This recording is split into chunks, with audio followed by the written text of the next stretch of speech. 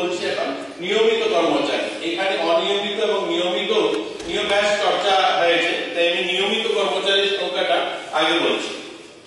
Secondary education দপ্তরে 2217 জনকে চাকরি দেওয়া হয়েছে।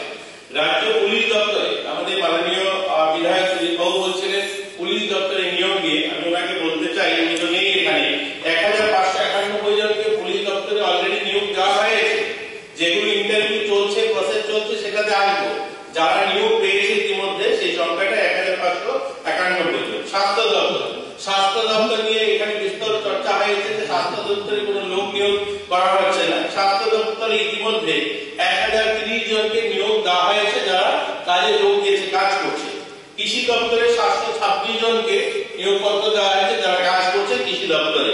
পিডব্লিউডিতে 550 জন, পঞ্চায়েত দপ্তরে 453 জন, রাজস্ব দপ্তরে 298 জন, জিএপিতে 264 জন, উচ্চশিক্ষা দপ্তরে 252 জন।